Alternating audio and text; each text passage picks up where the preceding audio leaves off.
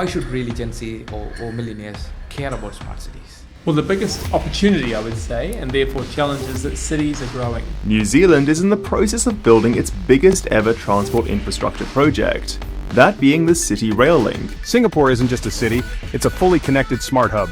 From self-sustaining energy systems to AI-managed public transport, this place runs like a futuristic dream. Kia ora. Welcome to Auckland Council's Flood Viewer, your easy tool to check if a property is in a flood risk area or near flood hazards. What innovative solutions can be implemented to solve the current crisis with housing? Technology was being underutilized in terms of the role that it could play.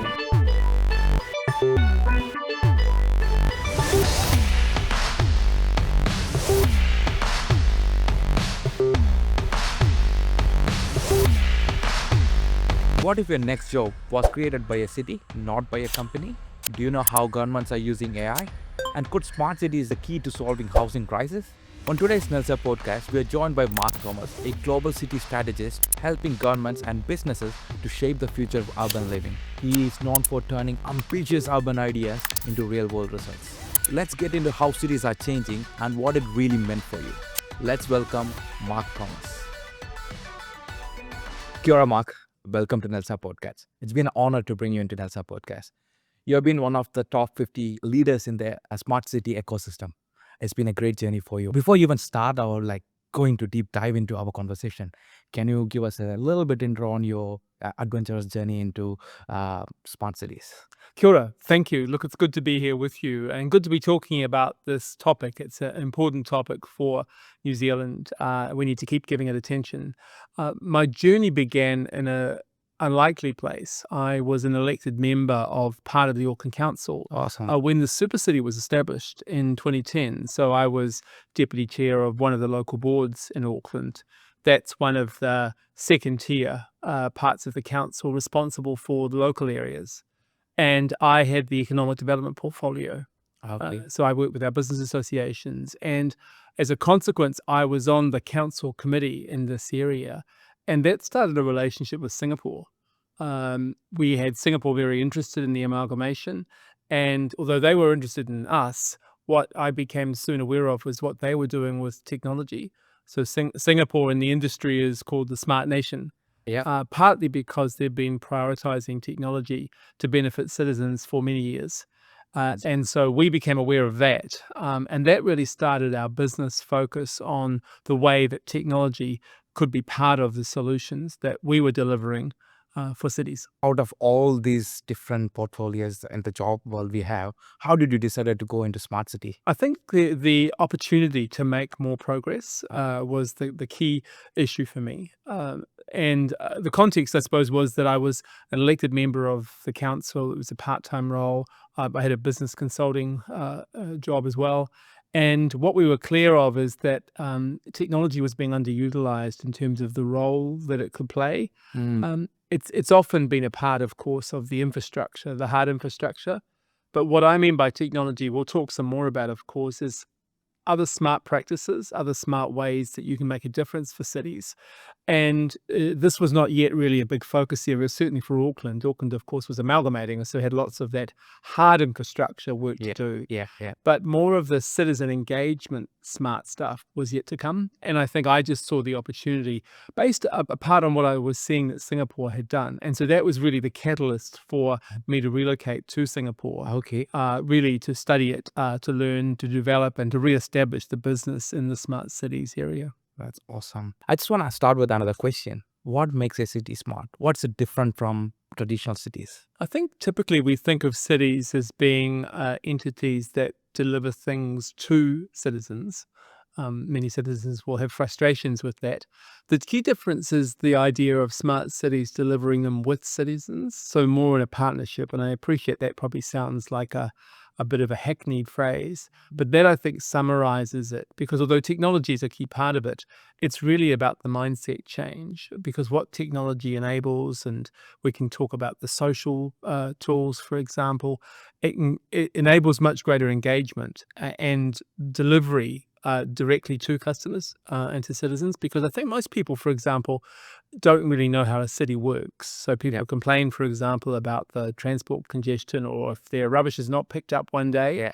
Those are the things that they observe, but exactly how that happens, they're less aware. And so what I think the key definition is this idea of, rather than just that infrastructure I talk about being part, it's moving to the connection with customers. And so you have, for example, customer or citizen-facing apps that people can use. If you see, for example, some rubbish on your street, your council can provide you an app where you can kind of take a photo and it goes through to council and is really put in their system, rather than having to phone them, for example, which might take long.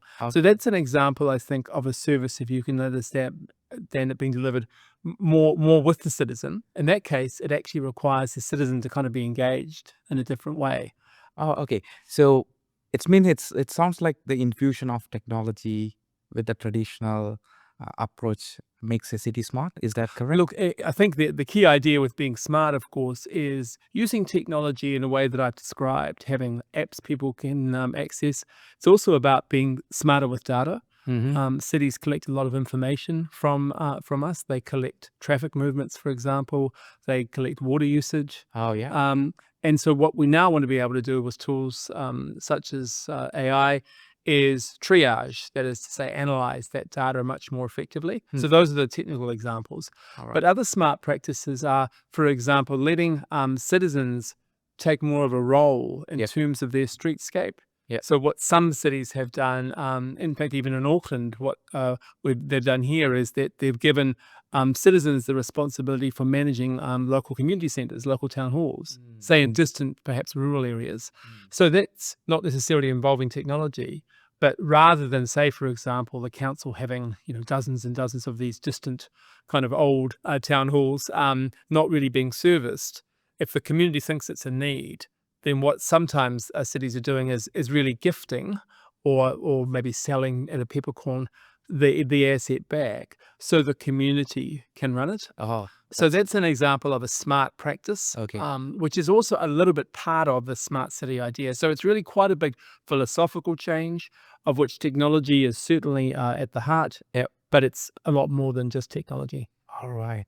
So in conclusion, can I say that smart cities are a combination of educating and shared responsibility and infusing technology to make a better place? Yeah, I think that's right. Or a better place, a better experience as well. I mean, obviously, we want our cities to be more livable. We want the traffic to be less congested. We also want to feel good about the city. And of course, it's a function of those elements, isn't it? You have traffic's easier to get around. The waste is being picked up more regularly. These make you feel better. Yeah. From your experience, what is the most surprising way of bringing technologies or smart solutions that improved people's way of living, a safety to the environment, or anything to that? Look, I can think of a few good examples. One that I'm aware of is in Porirua, which is the city just outside Wellington. And there you see an integrated platform being used between the social housing provider, between the council, sometimes between the private accommodation sector, to share data in a way that traditionally they haven't. We'll talk, I think, later about the silo-based challenges that often we have with organizations that sort of work in the same space but have their own systems. And so that example in Porirua is really about delivering better social services to people, which is not really classically a city responsibility, but this idea of using a smart practice of sharing data on an integrated platform that has quite different organizations accessing it has been able to deliver social services improvements in that particular example. Another sort of direct example in Auckland, we're trialing AI to make building consent applications quicker. Wow. And so if you think about it, there's just a lot of data and information on building applications, and anyone who's tested large language models or used large language models to proof documents or create documents will have a good sense of the value it can add. And so it's easy to get to the next step where you think building applications, building consents, they can be a real frustration sometimes. Yeah. So this means the council have a huge amount of data that can be used to train these AIs.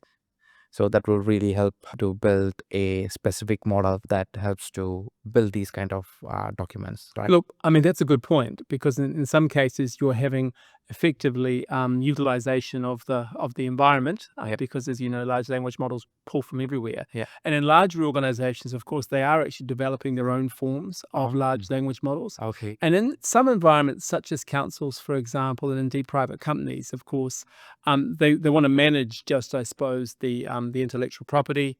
They also want to manage the security. And so they'll develop their own version of, let's talk about ChatGPT, or that's just one example, their own version of that for this particular case that I'm talking about, for triaging or trialing how building consents can be more effectively processed. What are some real good initiatives that we can expect in near future for New Zealand specifically? Well, look, one that's a very obvious priority for New Zealand is our resilience planning.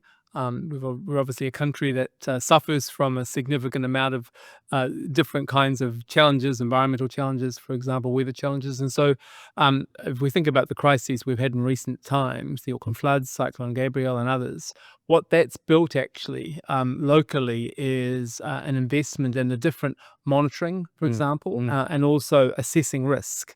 And so you have flood protection, for example, information being developed, flood protection tools being developed. In Tauranga, for example, they use a smart approach for triaging leaks. Okay. So that sort of information, that's available in other water companies as well. What are some good opportunities that young entrepreneur they can come into the smart cities and help the community to have a better place or better solutions? I think it depends obviously on the capability you're bringing. Yeah. I mean, the obvious, I don't want to say easy, but the obvious area to look at is data, because there is a lot of information that's available now. And what cities sometimes struggle with is being able to organize and triage and analyze that data.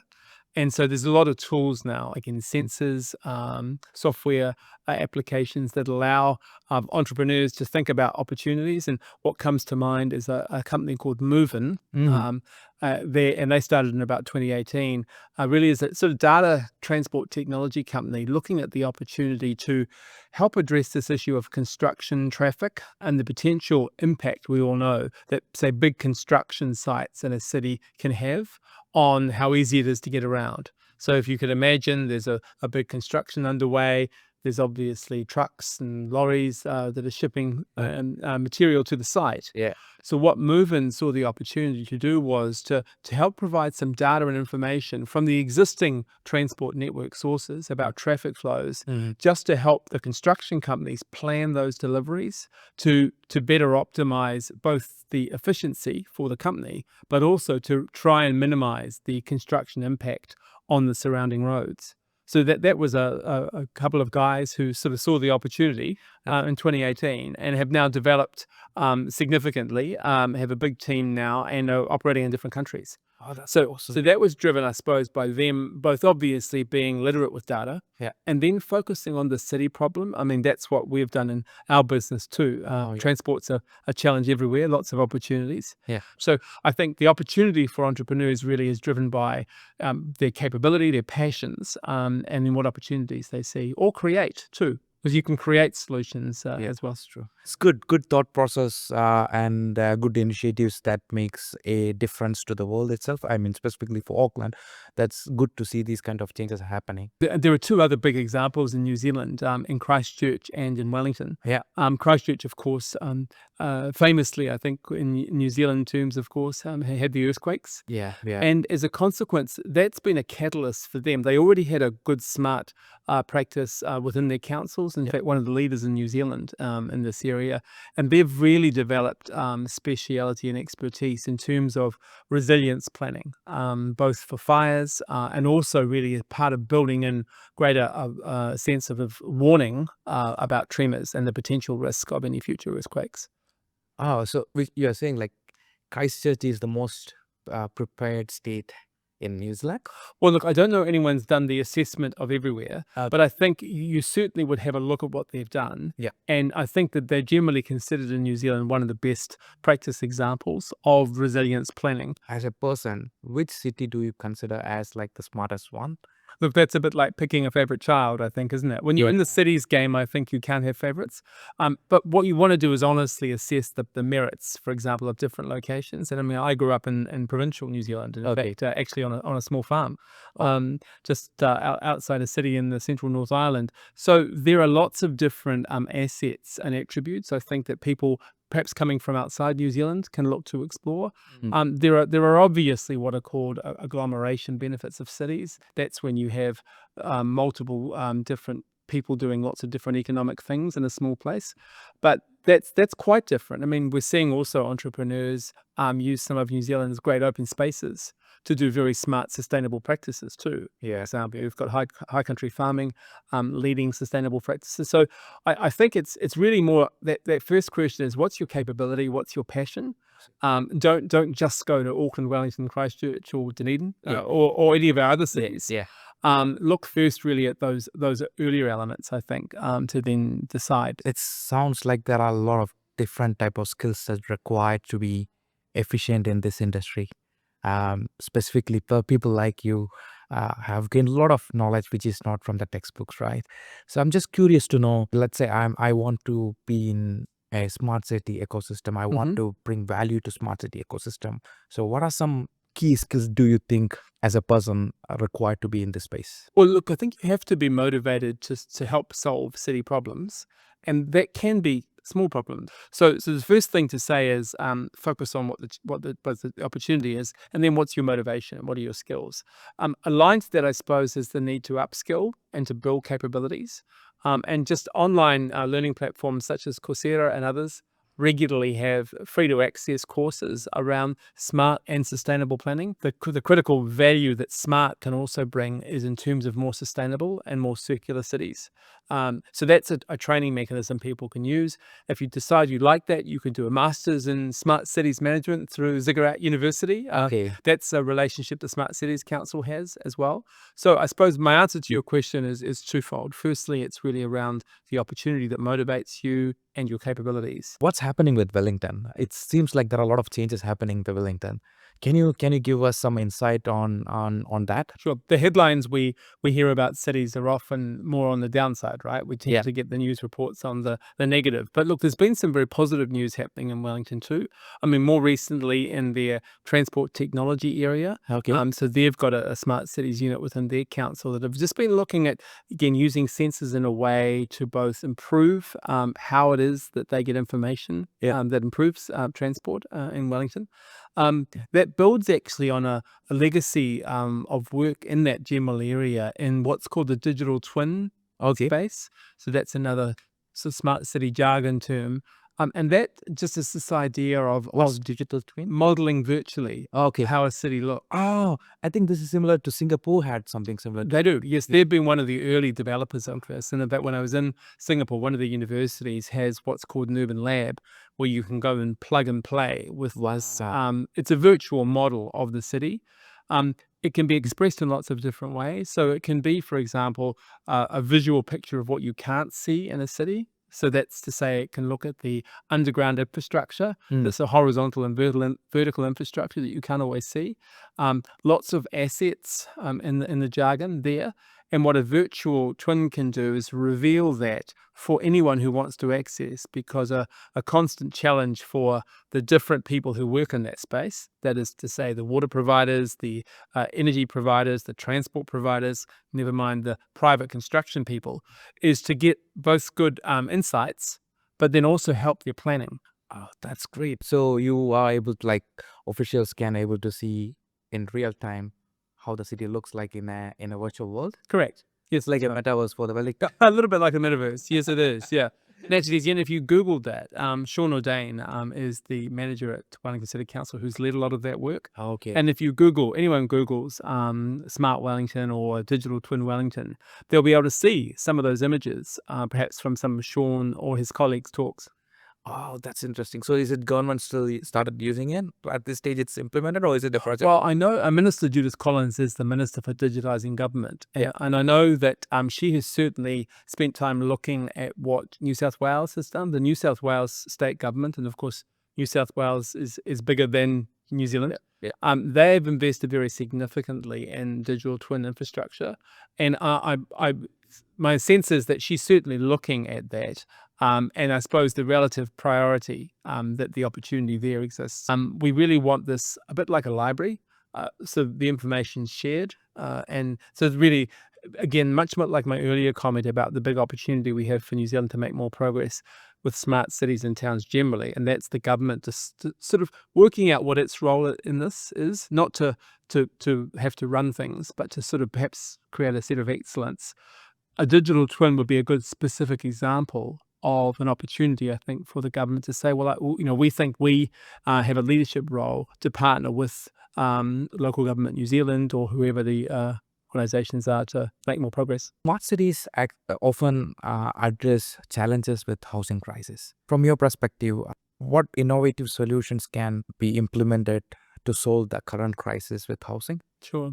Well, look, there's two that come to mind. One is really less on the technology side, but it's more around land use, how land's used. So that's making sure we've got the good plans in place to make it easier to build more affordable housing. I think what people in the development section would say, it's often harder than it should be to build more affordable housing. So that's a challenge, I suppose, both for councils and also for governments, because governments often control a lot of the levers, or they set the rules, to make sure that we are allowing areas within cities where you can develop and intensify sensibly to create more affordable houses.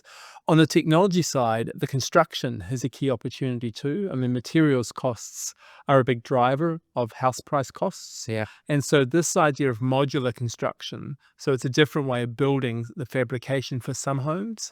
That's a way of producing less expensive homes, but which are also completely safe and reliable.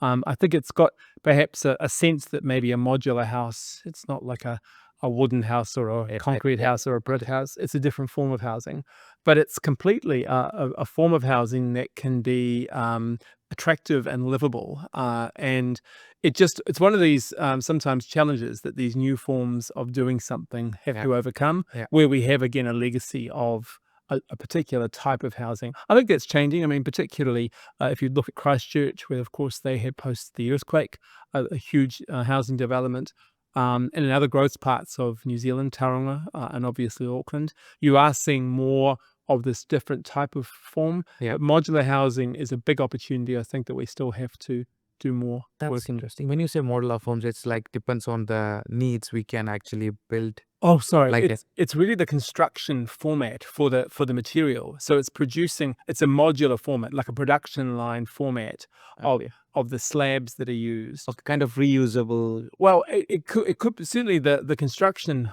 could be made from a reusable. That's exactly right. But it's the material that it's made of, and then the production process. So a bigger format process that allows for lower costs, particularly, and I guess effectively greater standardization. And that's where sometimes there can be a challenge, where people want to have something that's very individual. But modular housing is an area of growth overseas, or in some markets overseas. How about 3D printed house? Is that something? Well, I mean, look, it's a novel idea. I mean, there are costs associated with these new technologies too. All these new technologies inevitably cost more, and we can think about, in the energy space, solar power, which used to be prohibitively expensive, and the cost of solar has dropped phenomenally, particularly in countries like Australia, where I think more than 30% of their energy source is now solar. So if you provide the right incentives and encouragement for the right kind of technology solution, be it modular housing or solar power, that can be the catalyst for the market scaling up. And that produces the pressure on price, which helps things like housing affordability. Why should really Gen Z or millennials care about smart cities? What are the current challenges in this ecosystem? Well, the biggest opportunity, I would say, and therefore challenge, is that cities are growing. So we are urbanizing across the globe at the fastest time in human history. More and more people are living in cities and will continue to live in cities. And the region that we're part of, the wider Asian region, is in fact the area that's urbanizing the most. So part of the reason that younger people should be interested is more of them are going to be in urban cities. This is not to say it's important that some of them are looking at the farms and in horticulture, of course. But because of the opportunities, typically the economic development opportunities, generally more concentrated in cities for most people, by definition, more young people are going to be here. So part of their interest in cities or the consequences of cities should be from that perspective. They'll be living here and cities are growing. So the extent is, what role can they play? Yeah. And that comes back to the earlier conversation about motivations, capabilities. Some people will be deeply disinterested and others maybe who are interested in getting involved think, well, do I have a data skill? Do I have a particular capability in an industry, for example? Or is there, could I see a new way of solving a problem, which could be part of the smart approach? All right. What are the biggest challenges for these smart cities at this stage? One, I suppose, is the legacy nature of particularly cities. Legacy can be an issue everywhere, and that's where you have dated systems. We don't have, for example, SAP or SAP's peer systems everywhere. Yeah. And so you might have, say, for example, in a city, in the planning department or the transport department or the water department, you might have different technical systems, but also different operating systems, which just makes this idea of integrating harder to achieve. So that's one big challenge. I think a related challenge, of course, is to the legacy issue is the way that organizations work. So there's a silo approach that, again, private and public sector organizations work. Sometimes that's because, if you are responsible for, say, the data analytics, you want to make sure you're specializing in that area. So you're inevitably going to have some particular ways of working that are germane to your area. But those silo-based approaches can sometimes limit the extent to which you're sharing information and sharing practices that might help produce an overall result. So the combination of those two things, having ossified legacy systems and a silo approach to working, those are two big challenges. Third, we come to, I suppose, the sustainability challenge that we have. So we're continuing to run behind the sustainability challenges, both the weather and climate impacts, but also other consequences. And then lastly, funding. I mean, there's always more problems than we have funding to solve. So that should really be an incentive for encouraging innovation, particularly from younger people. And the good news about this is you don't have to start with a big investment amount. You start with a creative idea. You start with innovation. And I've talked about a couple of entrepreneurs on this call who have had a very small idea and seen the opportunity to maybe present data in a different way, or to gather an insight from a piece of information, to see an opportunity. This idea of aggregating the different ways that transport moves around a city. I mean, that was, again, an idea that someone saw to move away from just having one app or one card for one form of transport. So I think the legacy system is clear, but the opportunities, I think, particularly for younger generation, is also clear. That's all right. That's awesome. One last question. What's your favorite book? It's a book called Oracle Bones. Yeah. So I read that actually as part of the family book club that we have. And it's based in China, written by a Western journalist who sought to both understand and reveal Chinese history, but also how China has made the progress that it has. So the Oracle Bones refer to a historic artifact, and there's kind of an interesting story associated with that. But what they reveal, I suppose, is the way in which China, at one level, from a surprising start, developing country, has in a very short period of time become a leader in a number of areas, particularly technology. So I think, I didn't mean to refer to that because of this conversation, but I think it's a great book to get an insight into China in a very accessible way, and to also just have a different way of looking at this smart solution problem. It's not a technical book, but Oracle Bones is a book I recommend. If someone wants to get in touch with you, what are the best options that they have? LinkedIn is probably the social channel that I use the most. So Mark Thomas NZ via LinkedIn, or people can contact our company, help@serviceworks.co.nz. I'll be putting links here. So, yeah. Any final words for our audience? Look, I think there is an opportunity for us to have a smarter future. Yeah. And I hope we've spent some time talking about the different benefits that could come from that, but also some of the specific examples that have shown this. So improved cost of water, improved rubbish delivery. These are things that have come from the application of smart techniques. The opportunity we have is to follow more of our peer countries around the world and take that next step to sort of make it a New Zealand solution to this opportunity. Thank you, Mark. It was amazing. Thank you for your Thanks so much. Yes. If you found this conversation worth thinking about, follow the nlsa podcast for more real-world perspective of future of work, life, and leadership.